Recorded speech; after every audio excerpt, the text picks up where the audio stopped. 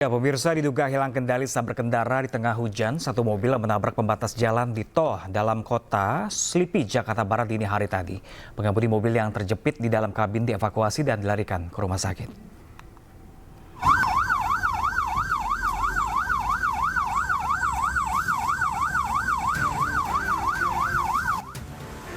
Petugas patroli jasa marga bersama polisi mengevakuasi seorang pengemudi mobil yang terjepit di dalam kabin yang ringsek usai menabrak pembatas jalan tol dalam kota kilometer 11 Slipi, Jakarta Barat, Jumat malam. Setelah berhasil dikeluarkan, korban yang terluka parah langsung dilarikan ke rumah sakit Pelni untuk penanganan medis lebih lanjut.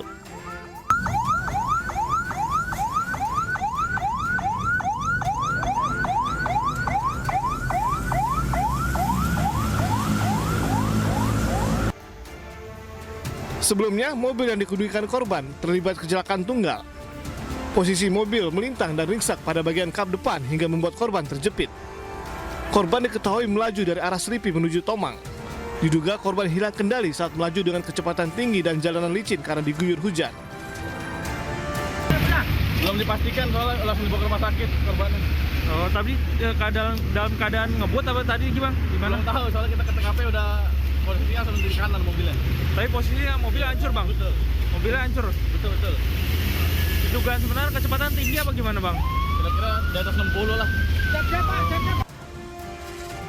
Mobil korban yang ringsek kemudian dibawa ke unit Laka Lantas Polres Metro Jakarta Barat untuk pemeriksaan lebih lanjut. Dari Jakarta, Rio Manik, iNews melaporkan.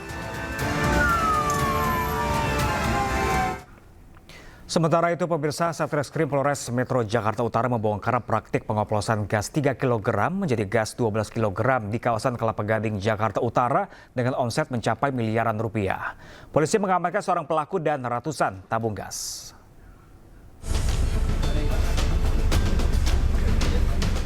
Kelangkaan gas dimanfaatkan oleh pelaku untuk meraup keuntungan dengan cara melakukan pengoplosan gas 3 kg bersubsidi menjadi gas 12 dan gas 50 kg. Satuan Reserse Kriminal Khusus Polres Metro Jakarta Utara membongkar praktik pengoplosan gas bersubsidi di kawasan perumahan Kelapa Gading, Jakarta Utara.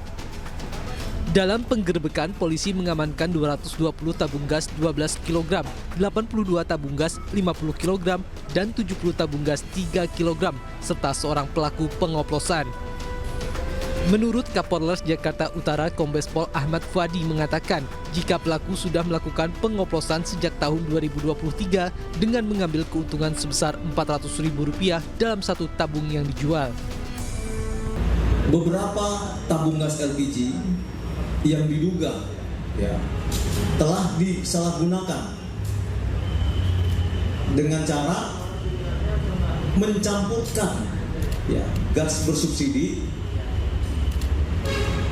untuk pelaku jual kembali dengan harga di bawah eceran tertinggi, sehingga ini adanya penyalahgunaan LPG atau istilahnya adalah dari gas 3 kg disuntik ke gas 12 kg, sehingga pelaku ini mengambil keuntungan dari adanya gas subsidi dari pemerintah.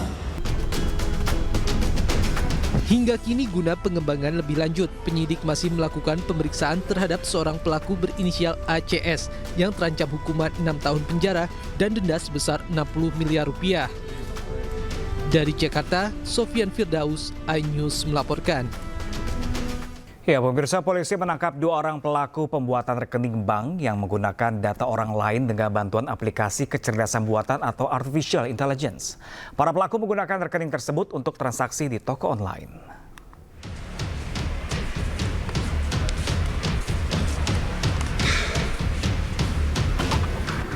Inilah 2 pelaku berinisial PM dan MR saat digiring oleh penyidik Subdit 2 Direktorat Reserse Siber Polda Metro Jaya yang ditangkap di 2 lokasi berbeda, yaitu di kawasan Denpasar, Bali dan di Labuhan Batu Selatan, Sumatera Utara. Kedua pelaku melakukan aksi pembuatan rekening bank dengan mencuri data orang lain yang dikenalnya dari media sosial.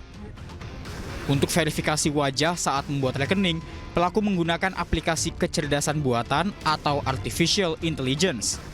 Rekening bank yang berhasil dibuat itu digunakan untuk transaksi di toko online. Dari hasil pemeriksaan, pelaku mengaku mendapatkan keuntungan hingga 10 juta rupiah. Dengan menggunakan identitas atau data orang lain tanpa izin dengan bantuan sebuah aplikasi website AI gratis. Kemudian tersangka PM melakukan rekayasa video verifikasi wajah dengan maksud dan tujuan agar video verifikasi wajah tersebut dianggap sebagai pemilik data diri yang sebenarnya, sehingga akun aplikasi perbankan tersebut dapat diaktifasi. Untuk mempertanggungjawabkan perbuatannya, kedua pelaku dijerat dengan pasal UU ITE dengan ancaman hukuman 12 tahun penjara.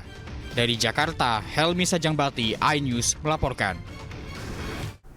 Viral di media sosial, pemirsa, seorang guru di Lamongan memberikan penjelasan ke siswa sambil menggebrak meja saat para siswanya bertanya mengapa tidak bisa masuk data eligible seleksi nasional berbasis prestasi atau SNBP. Dan kini guru tersebut resmi dinonaktifkan dari jabatannya sebagai Wakakurikulum.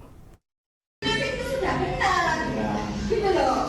Faktornya apa saja, Bu? Loh, sampai 10E itu sudah kita tindak masing-masing. Gitu loh. Saya minta di bawah itu tidak SK. Nah ya, kenapa kok nggak bisa kayak itu, kenapa? Viral di media sosial, video berdurasi 25 detik oknum guru perempuan memberikan penjelasan dengan nada tinggi sembari menggebrak meja. Sementara di ruangan yang sama, terdengar suara siswa yang menangis saat protes mempertanyakan data mereka tidak masuk sistem seleksi nasional berbasis prestasi atau SNBP. Usai viral, oknum guru tersebut akhirnya resmi dinonaktifkan dari jabatannya sebagai Wakakurikulum di MAN 1 Lamongan. Pencopotan dilakukan usai pihak sekolah lakukan pemeriksaan internal.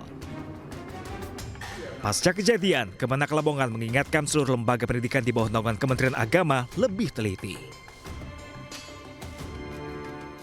Yang bersangkutan sudah dinonaktifkan dari jabatannya. Nah, sementara ini sudah dipegang oleh penggantinya Ibu Robiul Muhaimin SAG. Ya. Nah, semoga dengan adanya kejadian ini menjadi pelajaran bersama bahwasanya kita harus bekerja sesuai dengan SOP.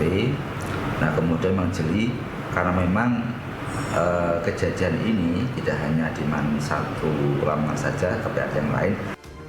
Sementara itu, data eligible 22 siswa MAN 1 Lamongan yang tidak bisa masuk dalam sistem PPDS sebagai syarat pendaftaran jalur SNBP masih menunggu hasil pelimpahan dari pihak sekolah. Dari Lamongan, Jawa Timur, Abdul Wahid, iNews melaporkan.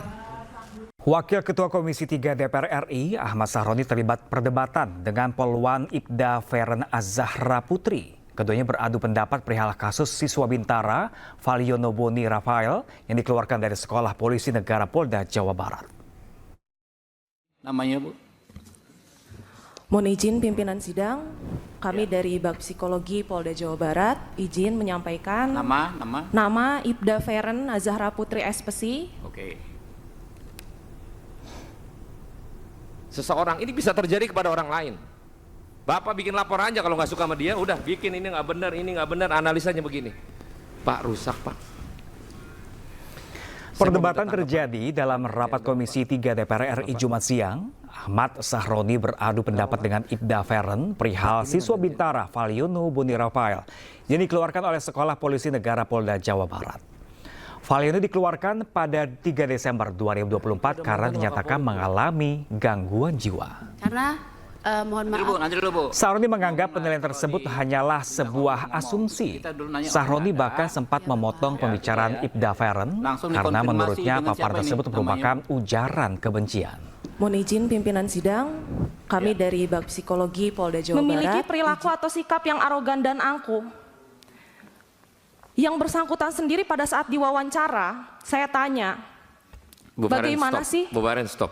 Karena ini udah meluapkan kebencian, ini nggak baik, ini nggak boleh. Ini nggak bisa. Ini bukan faktual dari cerita apa yang terjadi. Ini hanya kebencian, nggak boleh ini. Masa menduduh si ini nggak benar, si ini nggak benar, si itu nggak benar. Pertanyaan saya akan tanya ibu apakah benar? Belum tentu.